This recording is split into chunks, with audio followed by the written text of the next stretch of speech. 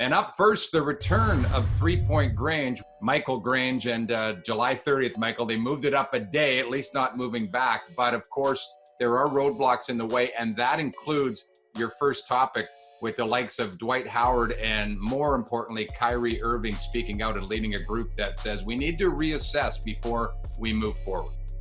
Right, and a really interesting effort by Kyrie Irving, who people need to know is the vice president of the NBA Players Association. So he's kind of doing his duty. And some of the concerns are, how do you keep the focus on the social justice issues that have kind of dominated, discussion for the past couple of weeks, 2 to 3 weeks?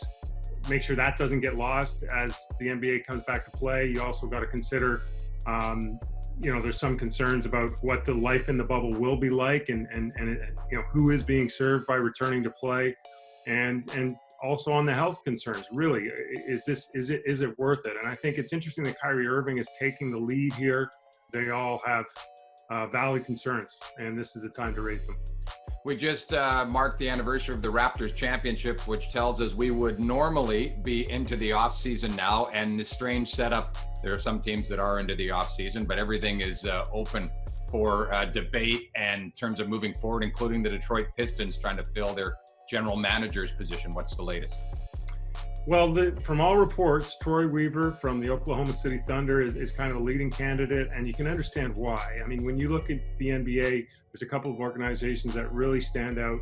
The Raptors would be one, but Oklahoma City has just consistently been the team that seems to do more with less. And Troy Weaver's been Sam Presti's right-hand man there, and I think significantly is a minority candidate. And I think in this time, and at all times, right, the NBA, they need to do better in terms of giving the league a representative look beyond what's on the floor and who really has built this league. So I think that's an important consideration.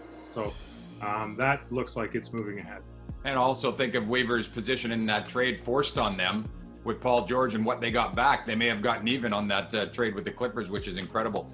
Michael Jordan, as we saw in The Last Dance, and has been brought up again over time, that he was not one that was going to speak out. He kept a pretty neutral playing field when it came to that. LeBron James has not taken that tact. And how key is he now in what's going on with not only the NBA, but the bigger picture in the world? Very interesting. I mean, he's been at the forefront of players wanting to return to play, but he's determined and has proven over and over again that he can have a social voice while still taking care of the main thing, as he calls it, what he does on the floor. And his latest initiative is more than a vote, and it's a very important issue across the U.S. where minorities, blacks in particular, had systematically in the last couple of years, 2 to 3 years since the change in the Voter Rights Act, had their access to the polls barricaded, blocked, not literally but figuratively. And so in this time, when you look at what's happened since George Floyd, the effort of getting out and vote, teaching people, who may be targeted by some of these changes in policies, how to overcome the obstacles, what the obstacles are to voting, is a very, very, very important gesture. And again, LeBron James, he can identify a pitch and he can knock it out of the park. And this is going to be a big part of his legacy. All right, that is 3-Point Grange with Sportsnet.ca's Michael Grange.